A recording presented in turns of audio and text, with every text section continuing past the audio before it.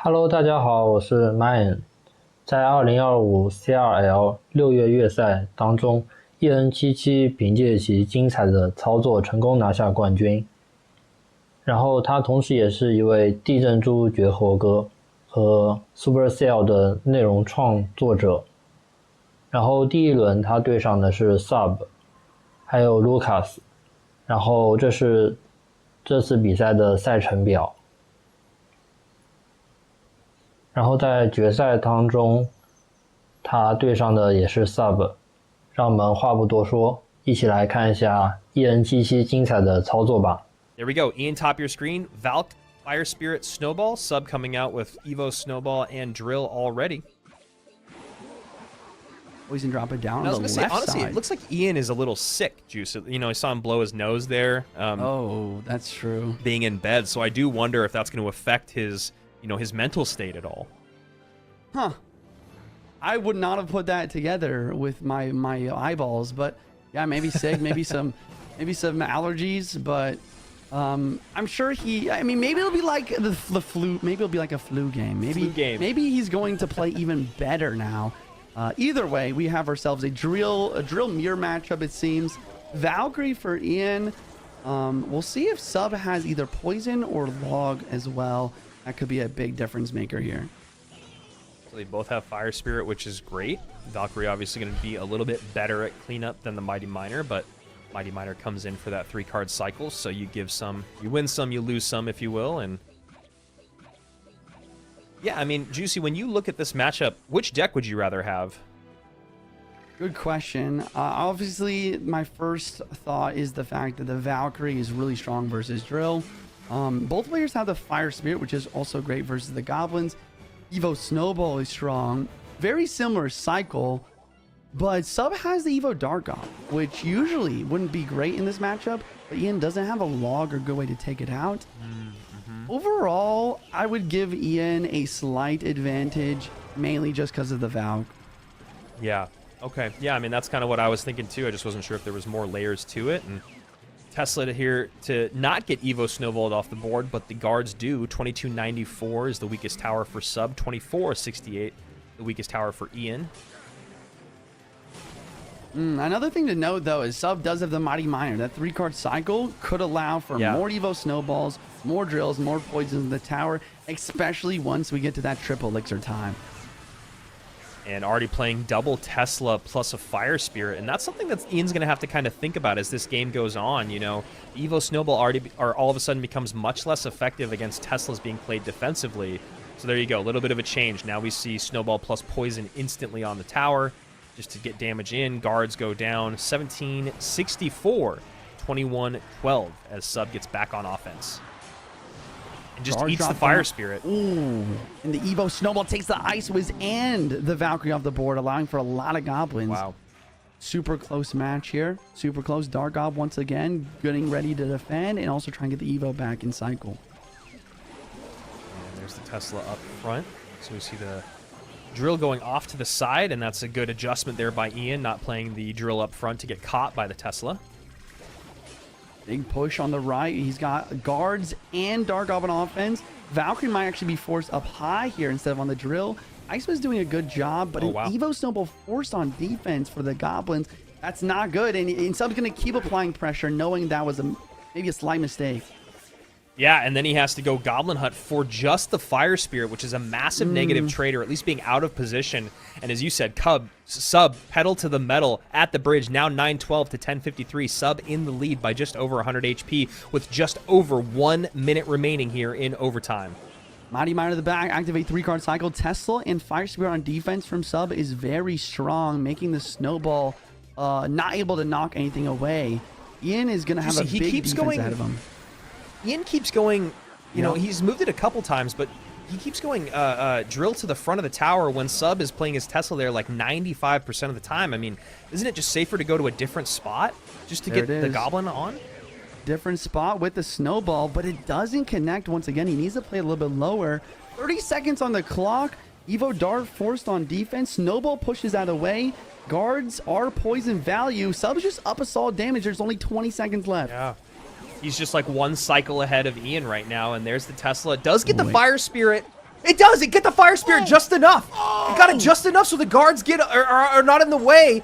And a beautiful connection there from Ian that brings him back to life as you see him sit up there feeling good about game one. And Ian doing something that I really love to see players do when they're either newer or they were up a game is just, all right, cool. Either game one didn't go well or I'm just starting out my tournament. Let me go to comfort. And Ian is known as one of the best Hog EQ players in the world, and Sub going to the skies.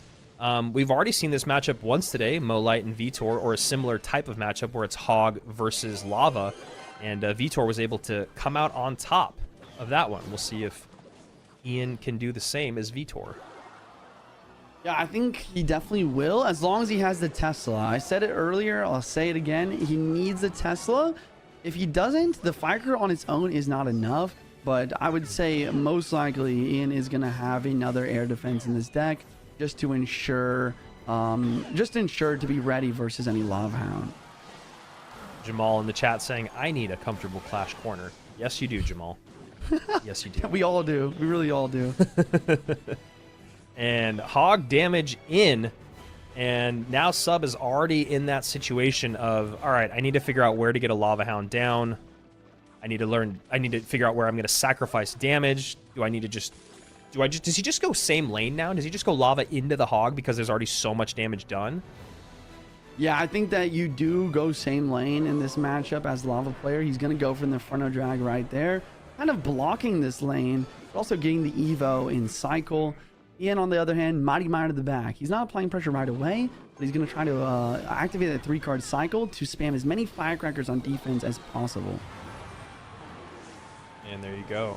Tesla is in play right on top of that Inferno. Skelly's to kite. Perfectly played. All come through, but the Evo Valk is in cycle. Can do a pretty good job of preventing any damage from either of the main cards there. But there it is. Firecracker already set up on defense, and it's also going to help out versus the Evo Valk as well. I don't know why the sound effects of the Inferno Dragon are still taking me a little bit to get used to. It almost sounds like it's like a different game. Yeah, it's kind of scary too. He drops down. It's like I don't know. It's like a battle cry where it's like, I'm going to destroy your entire tower. And that might be happening here as it is all charged up. Lightning does come in. Nice distraction there from Ian. Inferno does get on top of the Tesla, but not after a lot of defense is done. But that gap has just gotten narrowed by quite a bit. 914 to 1139. The lane change from Sub working out thus far. Okay, 755 to 1,139. Sub's going to keep stacking the lane here. Ian's back to another Hog already. Valkyrie on defense. Firecracker at the bridge to try to connect. Hog is on tower. Earthquake isn't enough right now. He needs to get a Lava Hound down because another Earthquake log will do the trick. That's it. He knows the cycle is there, Juice. The cycle is real. Yep. Yeah, and Sub throws up the white flag. Wow. GG's. GG's. Ian going to be taking a 2-0. Come to World Finals often, always as a spectator, always as a supporter. And I think that the one of the things that stands out about him is the attitude. Almost like kind of different attitudes for Lucas and Ian. Lucas, a little spicy, a little salty, if you will, at times. Definitely one of the guys who makes you laugh, whereas Ian is always just so excited to be there, so excited to see everybody. So certainly someone you're rooting for to get a shot at that World Finals berth. We'll see how he fares. Does the King Tower activation pull off? And it does. Nice. Yeah, looking like we're going to minor wall breakers again, and top the screen. We've seen this in almost every set. Looks like we're actually seeing a little bit of difference here with the Inferno Dragon. But Golden Knight plus NATO, a popular combination on the day. Well, obviously the shift in Golden Knight's pathing, making Golden Knight so much more fun to play again. Yeah. Yeah, it was like a really necessary thing to happen. It felt like something that was kind of in need for the Golden Knight for a while. Just the ability for it to be able to be, to move backwards. It should be when it's chaining. So here we go. Ian coming out with Electro Giant to start the day here. And, E-Giant always has to be played with NATO, so it makes sense now that Golden Knight's getting a little bit better that you would see all three of them together again.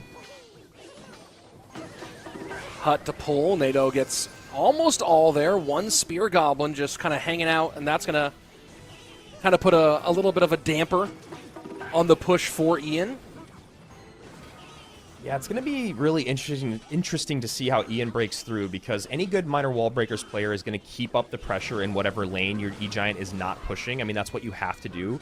You have an ability to create so much damage in layered offenses, and I think Ian's recognizing right now he's in trouble. Because, you know, you can go Minor plus Wall Breakers plus Spears behind. You can go Minor plus Bats plus Spears behind. You know, you can just go Wall Breakers straight up. There's just so many ways to create offense. And the biggest problem with E-Giant is you need to be able to create a big E-Giant push. You can't just have the E-Giant be by itself, or else it's going to get taken out by a building and then some Spear Goblins.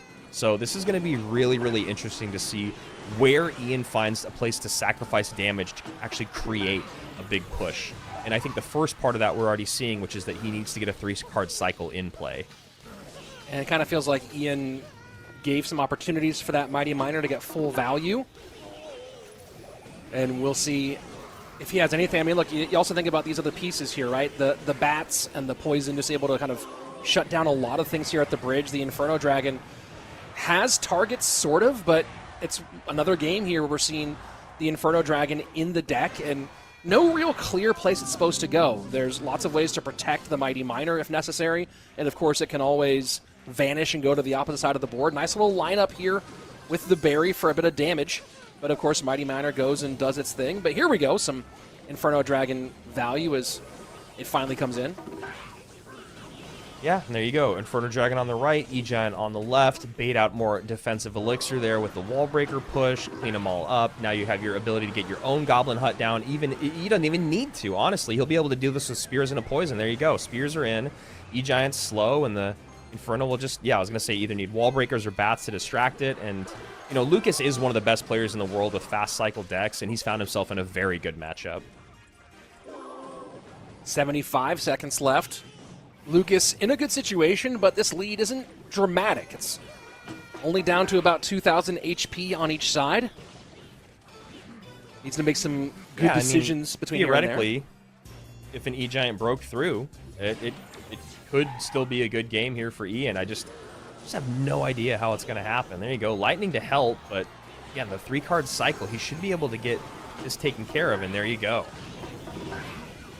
And I mean, the other thing that Lucas wants to be careful of is just don't give an opportunity for a Golden Knight NATO dash.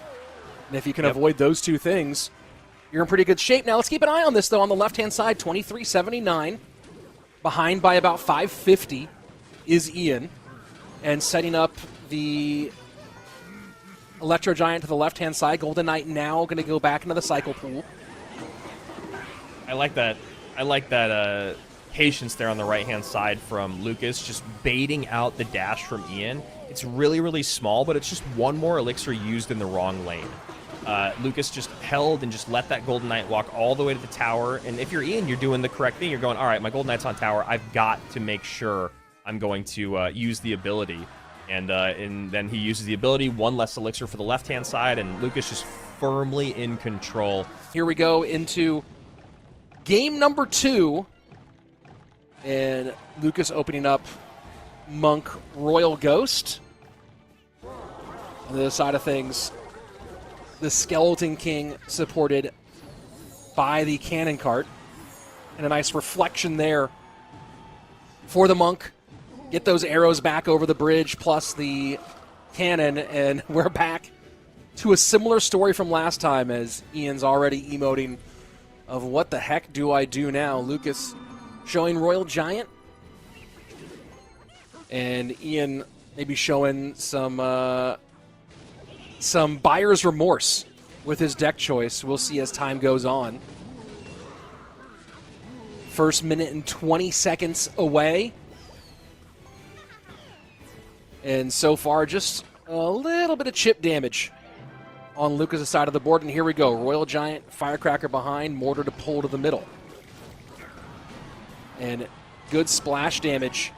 Good sequence overall defensively for Ian. Gets the King Tower activation. Not critical against the Royal Giant, but able to get the Skeleton King onto the Firecracker as well. Bats plus Skelly King ability activation. There might be a King Tower activation the opposite direction, and there is. And that's going to make things just a little bit harder for the Miner, a little harder for the Bats. As we move into double elixir time. Yeah, this is definitely an interesting matchup here. The Monk has been coming out at the most unique times throughout this entire competition, and he has been very, very strong. Trying to see if he can get the Monk across the bridge. Does not. Instead goes back behind, so RG tanking everything here. And Monk finally gets the reflection. Going to get a little back, and whoa, the tower targeting the Monk just barely. And that gets the reflection back. 25 seconds left, and a little lead here for Ian, but a precarious one. Yeah, what a weird set of interactions there for Lucas. I mean, it was like the Firecracker got almost taken out by the Skeleton King getting pulled in, and then the Firecracker was like shooting in a weird, wrong direction. All that ended up working out actually very, very well for Ian. Sudden death overtime, and after a couple of missteps from Ian early in the, as I mentioned, the sweaty emote, now finding himself chipping away at a pretty nice lead, 17-16 right-hand side of the 22-99. Yeah, this is a really interesting spot for Ian to be in, honestly. I mean, there is the Monk to deal with that is a bit frustrating. He has a way to get on top of the Firecracker, but the biggest threat in the Royal Giant should, for the most part, be able to be controlled. And then he should be able to just get minor chip damage throughout this. And the reason I say it should be able to be controlled is because you should be able to bait out that Fireball in different places. We're seeing it baited out right there. The Skeleton Dragons are great bait. You know, there's pile-ups at the bridge that can be great bait for that. So it's one of those things where if Ian plays this right, he should maybe be able to hold on, defend out, and just get minor chip damage in. He's got to make sure, though, that he's not losing that 3-card cycle battle, and that he also has his Skeleton King out as much as that Monk is out. Just under 200 there you go. HP. See, Fireball to the center. Sorry to cut you off, Rich, but Fireball to the center there, and now there's no way to deal with the Evo Bats. Fishboy trying to control here. Bats do go down. Now Bats behind the Miner on the right-hand side. But this is where that King Tower activation is coming into play a little bit. That was due to the Skelly King ability early on, and just saving a little bit of extra defensive support, 1525 to 1654. And Andrew, keep in mind here that Fireball, that could be a difference maker as time gets short. Yeah, I mean, Lucas using that Fireball there, now he's relying on the Monk to defend everything. And Rich, honestly, that's kind of a brilliant pull. At least for the moment, it seems. We do get a little bit of a breakthrough, but the Fireball can come in and still steal the game. Lucas as has long to be as able we to see defend nothing else Miner. here. Wow, and he Miner. catches Arrows, it again. Arrows do it. Oh. Arrows do it, and Ian steals this one in the final second as time expires. 48 HP, and we're going to game number 3. Either way, game number 3, that will not help. It's about your thumbs here, not about your biceps. So we see Lucas going with a Bandit here and the Royal Chef Tower, which I don't think we saw the Chef Tower at all yesterday. As of late, the Chef Tower has been kind of paired with these big beat-down Goblin Curse-style decks, but I don't think that's what we're seeing here exactly from Lucas. So curious what we got going on. Well, that Inferno Dragon will require a few distractions here as the Heal Spirit comes out. And Inferno Dragon staying up a little more. The city gets some sizzle here on the left-hand side. Just a little bit of chip damage, but still forced out a lot from Ian, as the first minute was basically all about a juiced-up eye drag.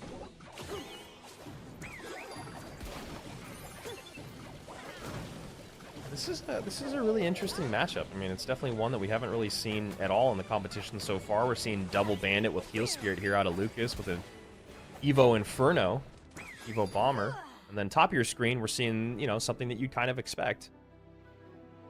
I think the issue here that we're going to see as kind of the game goes on, Rich, is that Ian is going to have to get kind of creative with having enough ground presence, right? Everything is really squishy on the ground other than that Mighty Miner, but only one Mighty Miner can be on the board at a time. So that's just something that Ian's going to have to be very kind of cognizant of as this game goes on. And Lucas just content to play the setup game, right? He's not trying to push the pace heavily at the bridge. force Ian to make decisions. And that's everything we see here. I remember harkening back all the way to when Mohamed Light started playing the Mo opening, if you will, with the wall breakers in the back rather than at the bridge.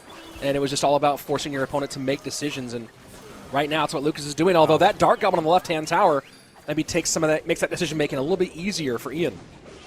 Yeah, I mean, Lucas looking like he was thinking he was just going to be able to get away with a pretty light defense and ideally turn it into a good counter push, but that Evo Dark Goblin gets on top of tower. The Bandit actually dashes backwards, which is the big problem there for the Lucas.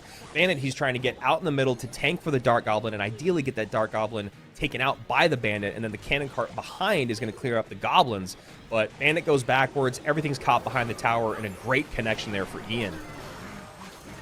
And bait damage still comes in. 1034 left-hand side. Lead opening up to about 1,800 HP. And Lucas has to figure out something here in the next 2 minutes. Exactly. The interesting thing about this that I was talking about earlier is, like, even though he is kind of wanting for ground tanks is Ian, Lucas just doesn't seem to be able to figure out a way to put a big push together. Pressure on the right-hand side now. The Princess connecting a few times here. 3 shots get down. Evo barrel splitting. And look at the damage coming in on both sides. 674, 1025. Going from bad to worse for Lucas here in Game 3. This is a nice moment to kind of create a little bit of presence, but that Inferno plus the smalls, like the Skellies and the Ice Spirit, because so much of your offensive threat is by these dashing cards. And now we see a good Ram Rider connection, though. Yeah, and you Time saw for Lucas to kind of pull the ace up his sleeve. When you also saw Lucas trying, and that's going to be it, as the Princess gets on target. Wow. That's going to be a log.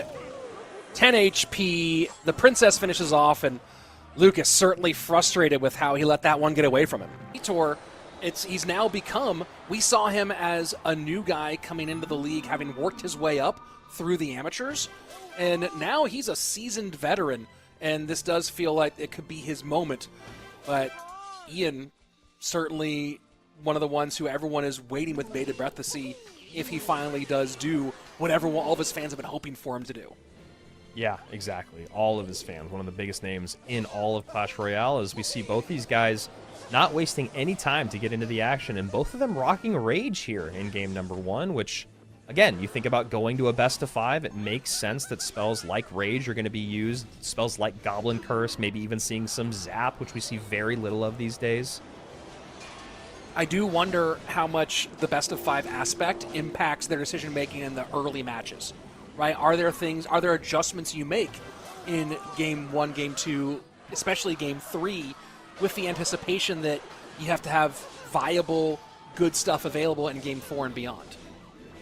Definitely, and I truly believe the strategy is earlier in the best of 5, because you do have extra lives to give, you get a little cuter in the first couple games. I think it's important to see, feel out your opponent, see which direction they went in. Are they going comfort? Are they also going a little bit out of the box? And then save some of that really necessary stuff for later when you have to win. You want to have a game, maybe 2 or 3 games in, where you have that Evo Snowball plus Drill combo. And bridge spam for both to start out. Arrows and Rage. Haven't seen the spell for the final card or spell for Vitor yet. But so far, Ian with dual lane pressure and damage. Vitor only getting stuff done on the right-hand side. Yeah, Mama P.E.K.K.A should actually be a pretty good factor in this matchup for Ian, and then obviously having that Ewiz to deal with the Inferno Dragon is also going to be a great piece of the equation for Ian. So I like that right now they're both not really playing too aggressively and just kind of waiting for their opponent to make a mistake, and then they can ideally capitalize on it, and here we go. Now we see the Ewiz come out to stop the stun. You imagine the Inferno is going to come out on top of the P.E.K.K.A, so you see Ian turn up the pressure on the left-hand side like that. Yeah, I mean, happy to go empty on this one. Mama P.E.K.K.A raged up, gets past the Evo Inferno Dragon for 2 shots, 464. Ian absolutely decimating that right-hand side, and a miscalculation from Vitor is going to lead to a Game 1 win for Ian, 7-7. Here we go, game number 2, minor for Vitor. And We saw some really cool Evo Wizard stuff yesterday, which was really wild. Just Evo Wizard being played at the bridge because the opponent had so little to respond, and they only had swarm units, so the Evo Wizard would just cross the bridge. Any unit dropped on top of it would get destroyed by the shield going off, and then the Wizard would get like 2 shots on tower. And that's just another brilliant like recognition of cycle and response. And Vitor, again, playing very aggressive early in this one. You know, the ability and then the minor send there on the left-hand side, and similarly put, getting punished for it as the Evo Wizard goes off on that right-hand tower and gives a significant early lead to Ian. Yeah, and you can see him tilting himself because of it. You can see him already super frustrated, as anyone would be with a Wizard on tower this early in the game, only a minute and a half in. And I think you hit the nail on the head, man, and it's just way too aggressive, and I think you can always attribute that to nerves. Halfway point through our opening 3, and it's 1793 to 2677 from your top right to your bottom left. Vitor setting up with some lightweight stuff. Miner goes to the Evo Wizard, plus the log. Fireball to clean all that up, though. But we will end with a 4 elixir Vitor advantage. Can he pressure? Yeah, I mean, he's trying to do a little bit, but it's really important that he doesn't get too crazy here. And man, the E-Spirit, he's got to be thinking about that. I've been here before with whether it's mortar bait or, you know, wall breakers bait, whatever it is, and right here you're seeing with the bats and the spears and the Mighty Miner as responses for RG. It's just a really frustrating spot to be in. You got the Fisherman to pull it away. You've got the Monk to deal with the Spear Goblins from the hut and the Spear Goblins on the board. You know, there's just a lot. You've got the E-Spirit to deal with the bats. You've got the Fireball to deal with the Evo bats. So I do not envy Vitor in this moment. Well, and you saw what he was going for here. Rocket trying to clean things up, knows that there's no Monk ability. The Vitor, he had a log on that E-Spirit on the right-hand side, just the log was a half step short and a half step slow and not able to clear it out before the bats got through. And then here on the right-hand side, this was actually a really nice sequence from Ian, where you had the Mighty Miner on the Monk, Ian just letting the Mighty Miner, or letting the Monk do its knockback to reset that Mighty Miner ramp up and get the Monk in a space where it could do the reflect on the other side of the board. So good situational awareness. Although that Fireball, maybe not what he had hoped, but it does clean up the problem. Yeah, exactly. Just a little desperate there. The Evo Wizard just a little farther away from those Evo bats than I think Ian would have liked. Does get the Fireball out, which I think is the most important thing. But I think the other thing to note is just Vitor's body language and frustration in general. You know, he's got to slow his play down at the beginning of game number 3, or else he's going to find himself just in a really tough spot. I think he's playing like he's tilted, and he's getting punished for it, and that's a pretty nice miner to distract there to protect. Fishboy's still alive. Letting that Monk ability, letting the Monk knockback do so much work and saving the ability. And for those of you who are maybe checking this out for the first time, who are newer players, the ability is so valuable. It's so precious, and Ian's showing exactly how to use it here, how and when. Yeah, I mean, Vitor's finally getting some decent damage in, but with only 45 seconds remaining, he's gonna have to really make something crazy happen.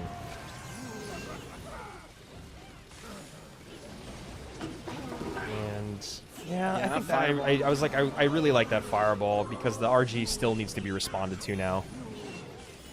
And RG still gets one, and the Evo Wiz on the left-hand side gets some done as well. 676 and RG pressure. 19 seconds left, and there's not going to be really enough for Vitor to do in game 2.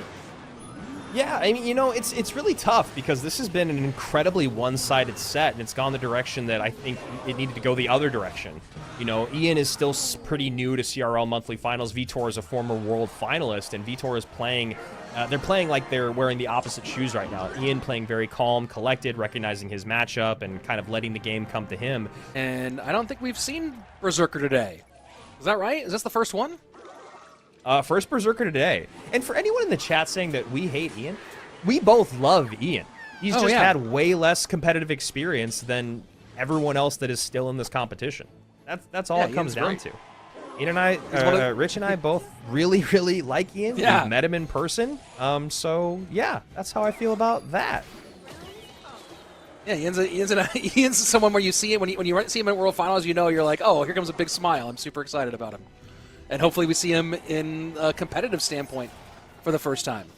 And look at this. This deck is we're now going into completely different direction than we have seen all day today. And I like Vitor trying to do something different.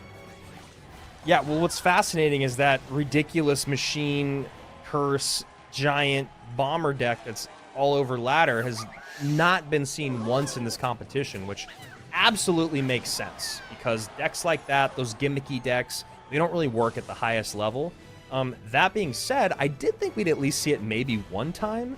And then also to add on to that, since we're not seeing it all, I really didn't think we were going to see Goblin Machine other than in that deck. So just a lot of weird things kind of going on here. Vitor literally going, what are all of the newest and strongest cards in the game? Let's just throw them in a deck and see if they work together. Well, we've seen we're kind of going back to what we saw out of Igor earlier, right? Just kind of going with a giant beatdown deck. This one a slightly different tune, but still same idea. Can he find a way to just flat out break through and get on tower? And he's doing an okay job so far. Great and look at Evo that. Valkyrie Wow. there. Yeah. And that shuts down that whole conversation. Defensive ability of that Evo Valkyrie is absolutely insane. Yeah, pretty bonkers to clean up all of that. To clean up practically Vitor's entire deck with one card. Yeah. And that's what it's going to happen every single time. So Vitor has to find out some way to do that when there isn't an Evo Valken cycle, or find out some way to deal with an Evo Valken. As I'm looking at the board, I don't know what he does to, other than find it when it's not in cycle. I don't think he has any way to contend with an Evo Valk. And what's brilliant about the Valk is it makes the curse so much less powerful. So now you see the curse coming in very late once the Valk is basically off the board, because those goblins then actually cannot do anything, right? They can't do anything when the Valk's there, so they have to wait till the Valk's gone. Then the push is out of sequence. And while we do see Ian taking a little bit of damage there, it's also with the King Tower getting activated. So even though damage lead, was not in his favor, I think that the decision overall is definitely better. Yeah, near King Tower activation there against the boss. And Evo Valk once again just pulling stuff together. Final 75 seconds left. And Vitor with a slight lead, but now he has to actually play some defense. And Goblin Curse, he met with the poison. Boss Bandit totally deleted by these guards, but a zap comes in. 1905 to 2061. And that Boss Bandit ability not going to turn into any actual damage. Graveyard down one more time. Berserker going up against the Graveyard. And oh boy, that just opened things wide. And Ian very close to a straight sweep in 3.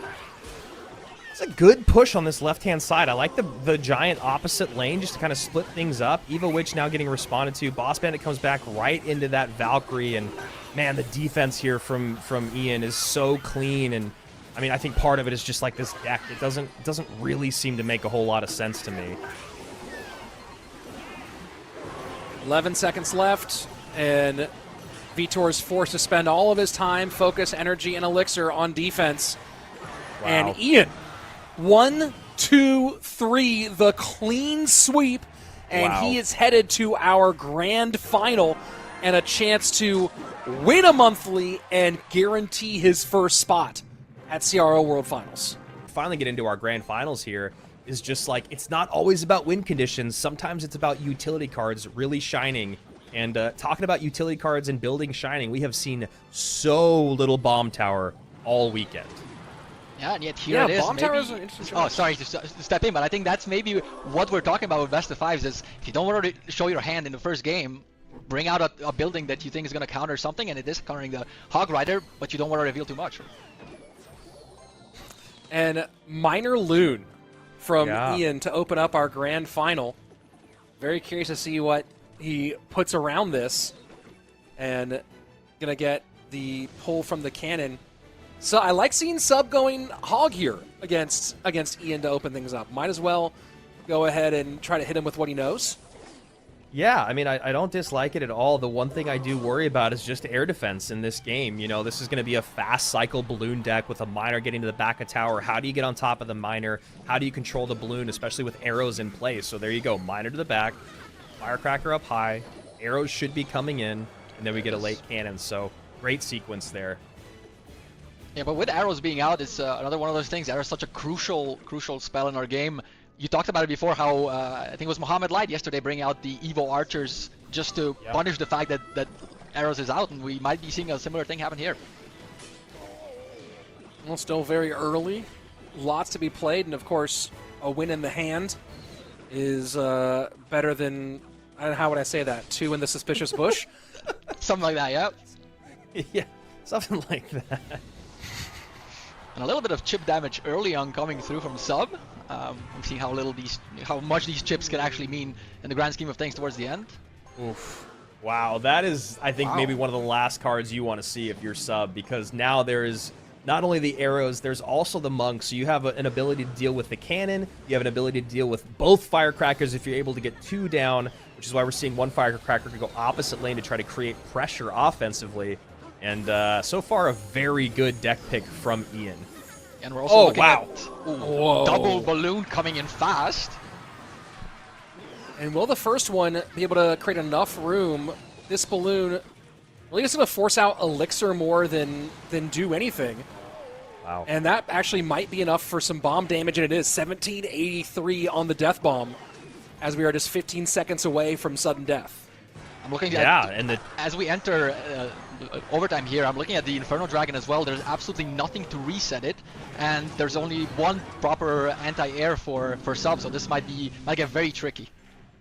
Yeah, and we saw Sub do just such a great job of cycling 3 firecrackers and 2 cannons on that last defense, and that's just going to be the name of the game here. 3 firecrackers, 2 cannons, gets a King Tower activation here, which I love. So this is all really clean gameplay from Sub. And actually manages to deal with the Inferno Dragon Evo very nicely here. Thought it was going to cause a little bit more trouble, but does it really nicely here. EQ cycle early, 90 seconds left, and trying to open up this lead a little bit. That first hog does get a hit, oh my word. And now trying to sneak a second one through, doesn't do it. Damage done either way, 721, and Ian calling good game. He knows that he just faltered one too many times with this relatively unorthodox deck pick. I agree. I really thought he had this one in the bag with just the way the decks were shaping out, but it looks like a little too many mistakes coming in. Yeah, I mean, you know, Ian also has the ability to 3-card cycle, and, you know, we saw him get 2 balloons out. I just think maybe it's less balloons, more miners, and more arrows. You know, the 1 balloon is going to bait out the firecrackers, then you can get the arrows on the board for that. But, you know, the miners are going to be ideally going to be getting damage on tower over and over. And with that, yep, Hog Rider comes in, Hog Rider finishes the game off, and that is Sub going 1-0 up. The card you look at as like the key piece of what Clash Royale is, and so I think for that one, it'll be hard for me to tell you that we want to nerf this. I think for certain cards, they're just too much of a staple to the game. Yeah, I love that answer too, because 2.6 does feel like it should just always be in the game, because if you're good enough with it, you should be able to climb with it, and I've always loved that about that deck, even if I don't like playing that deck or playing against that deck. Yeah, and I think that's one of the signs that a card is good or a deck is good, is I don't like playing against it, I don't like playing with it, but I know what its role is, or I respect it in the meta. Mighty Miner sets up in the back, and, you know, talking about tower troops, you mentioned this earlier, Andrew, the Cannoneer, just on that left-hand side, we saw skeletons going up against bats, and snowball the bats and get significant damage from the skeletons. What a fascinating interaction. Yeah, and you know, what I do love about Cannoneer is that it is still good enough to be viable in the current meta. I think Chef is kind of struggling, and I'm sure, Marco, you probably have seen that as well. But, you know, Cannoneer, it is so easy to get punished with Cannoneer when you have fast and swarmy decks. Yeah, I think Cannoneer's found its place at, you know, a reasonable use rate, has like 2 or 3 decks where it really works well, and then it has its very clearly defined weaknesses. You know, bats are flying in your face, you know you gotta do something about it, overcommit on the elixir, but that's just what the trade-off you take for the other good exchanges. 15 seconds until double elixir. Lead very slight for Ian, courtesy of the skeleton work on that left-hand tower. 25-69 on Ian's top right-hand tower. Ian's deck is, again, like, it's this interesting... I mean, it had to be Drill, right, when you see Evo Snowball and he hasn't played anything else. So I'm just really curious about, you know, how passive he's kind of been here in single elixir, knowing that his opponent is running a deck that is obviously much heavier and does have a lot of good responses to that Drill. Great cannon cart. Yeah. And gonna force more control out of Ian against the mortar. This is trouble, man. That's a very healthy Evo mortar, and he's already back to another mortar, so we'll see if he tries to switch lanes or if he tries to keep the pressure up here, and that should be a lock. Is there a one connection on that? There is. It is. Yep. Wow. Yeah, but there's damage coming Great through. sequence. It's starting. It's starting. 15 seconds left as we get closer to sudden death overtime. Sub continuing to put on quite a run as he's been on the lower side all weekend long. And a chance to blow open a 2-0 lead. Yeah, almost gets another lock there. I love that aggressive exchange at the bridge from both competitors, recognizing that mortar is really going to be the biggest problem for Ian. And also, we've seen Sub do this before. I mean, he's just he knows it's just like, get him out, get him out. We saw Igor do it yesterday. Sometimes it's just the best defense, the best control of the game is just staying on offense. Arrows to clean up. Now lead swinging back towards Ian. He has some pressure on the right-hand side, protects the Dart Goblin against the Cannon Cart, and back to Drill once more. Yeah, Dart Goblin connecting on the right-hand side as well. Here comes that Evo Snowball. You know the Skeleton King is going to be there. I love that he goes Goblins first, Skeleton King second. Not only can you stack souls, but you don't want that Skeleton King to be the one that gets taken away.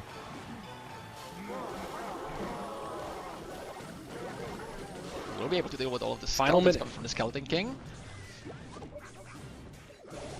Yeah, nice and clean there. I mean, Mighty Miner, it's just such a good counter to that Skeleton King, along with, you know, the fact that he's got the Dart Goblin. 48 seconds left. Triple Elixir in effect. Just a Still pretty tight. now.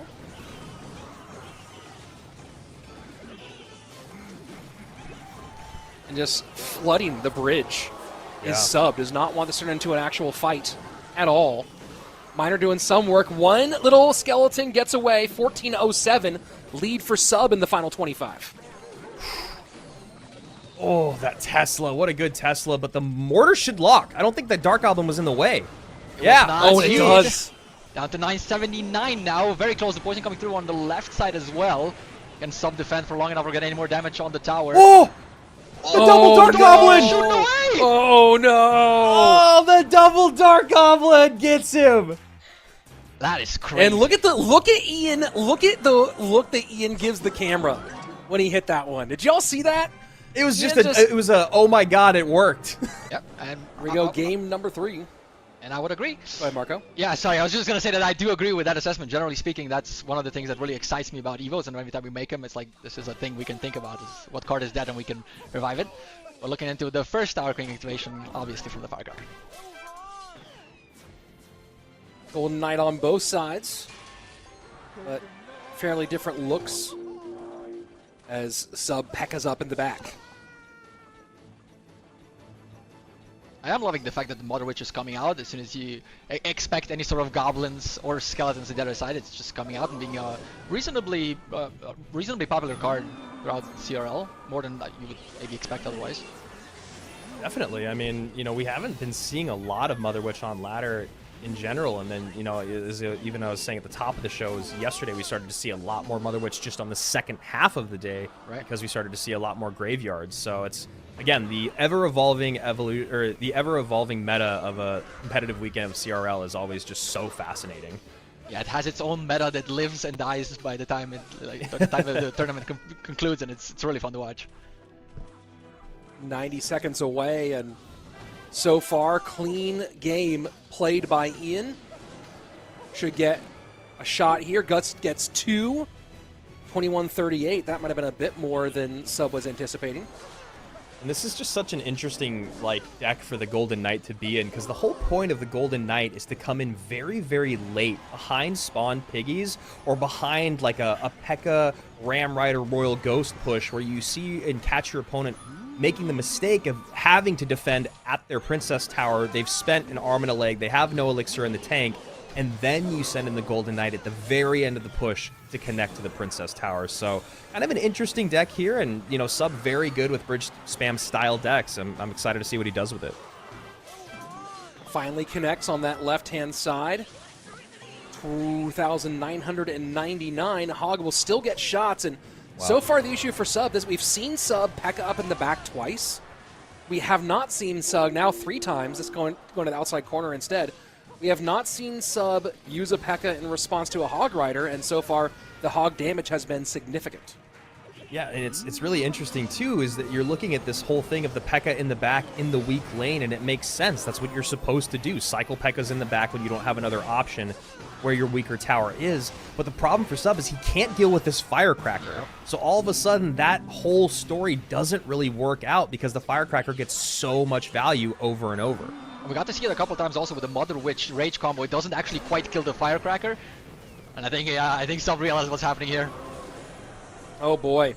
And there you go. After dropping the first one, Ian, back-to-back wins, and he is now 1 win away from a trip to DreamHack Atlanta for the 2025 World Finals. As we're waiting for game number 4, here we go. This is a chance for Ian to win his first opportunity to go to the World Finals. Sub here fighting for his life. And remember, if Sub somehow turns this around, we do have an upper bracket finals reset, as Ian has not yet lost a set this weekend.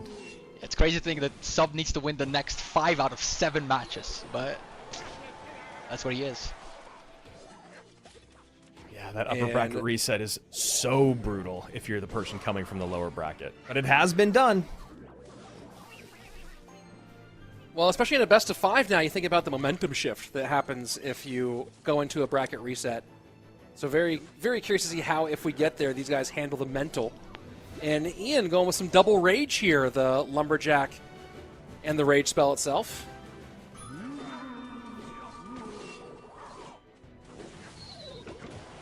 Yeah, it's an interesting start here from both players. See another Mother Witch coming through. We mentioned before, it's just good. This meta of this CRL meta is just good. Yeah, I like what Ian's doing here with the Mother Witch. I think he's recognizing again that he's very susceptible to Graveyard. And now that he's played Mother Witch, I'm very curious to see what Sub does moving forward.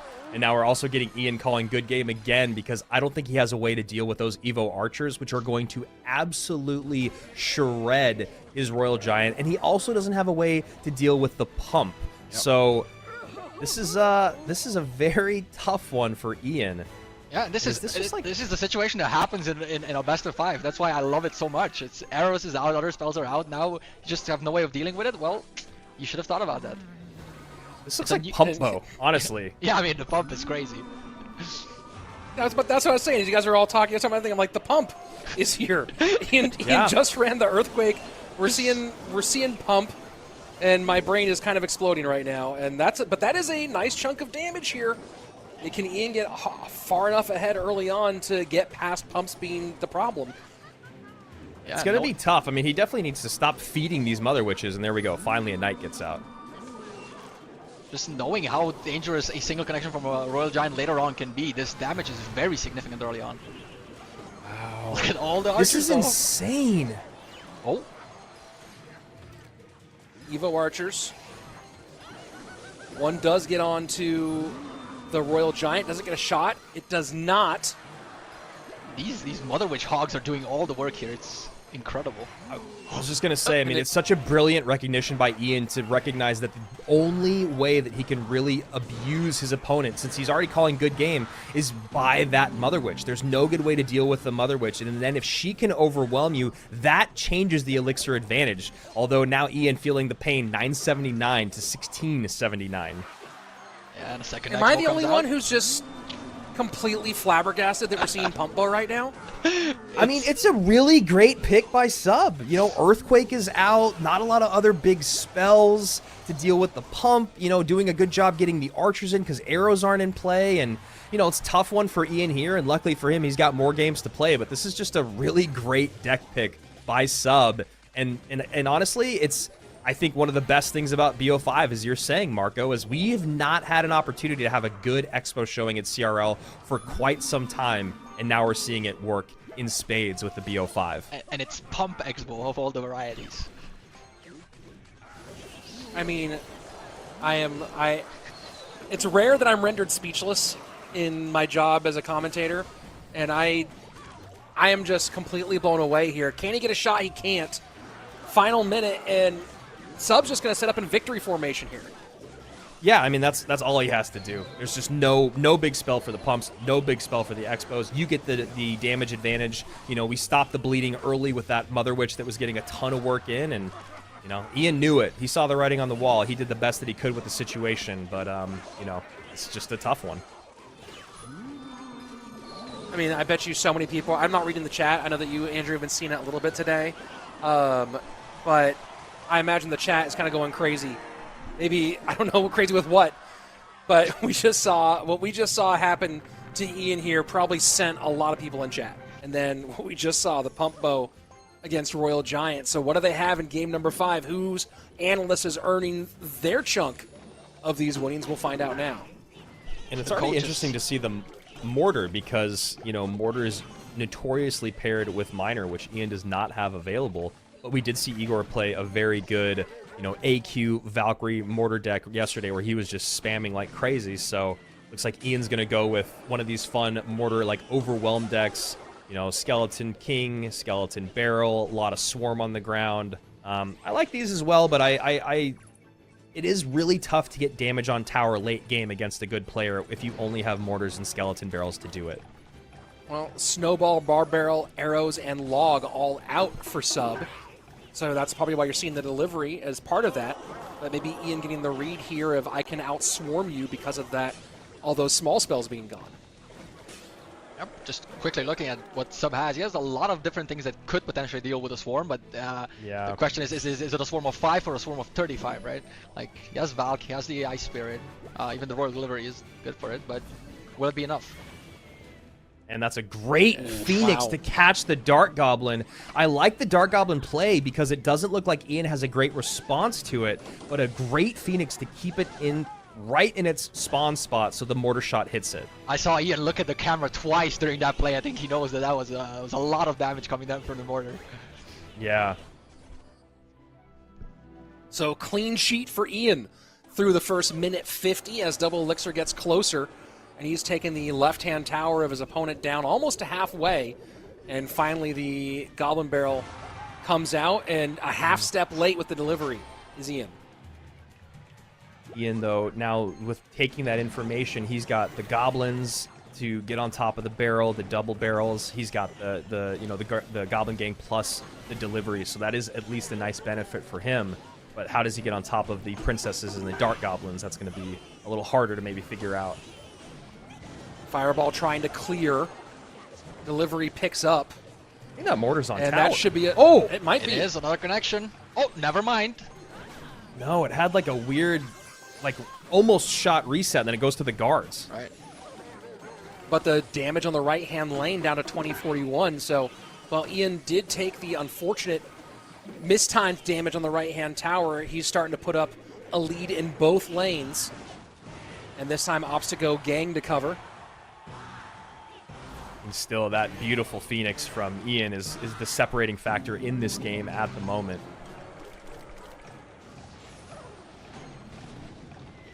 And happy to take that -1 for the Fireball and Tower.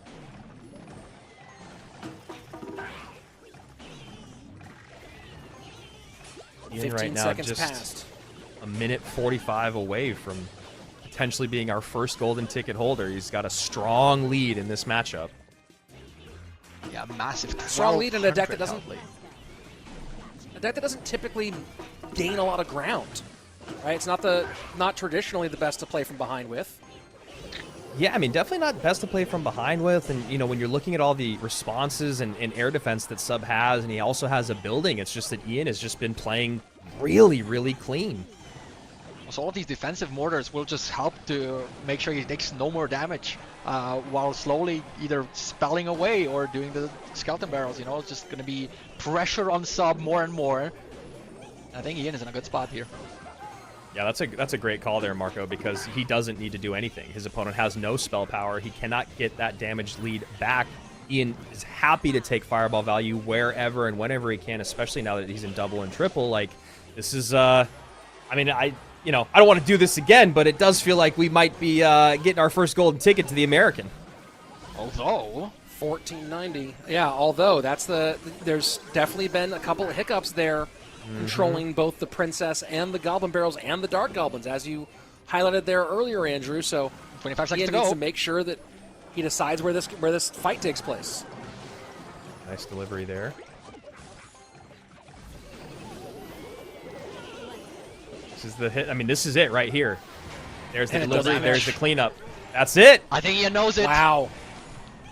I think we're looking Sub at our knows it. first golden ticket winner, unless this Goblin Barrel does something last second, but I don't think it even has time. The fireball comes through, and Ian 77 takes it. There it is. I mean, the kind of the dark horse of the best players in the competition, right? We had two guys that we hadn't heard of before, and then it was, look at that arm, look at that shoulder, look at that definition. We love it. Ian 77 going to World Finals. He called it back in 2024 at Worlds. He's already guaranteed the ticket. Rich, this is amazing for him. I mean, what a big moment for a guy who, you know, had this reputation from being a content creator, right? And how many people have gone from content creator first to successful pro second? It's a very short list, as opposed to the people who were top tier pro players and then turned into a content career.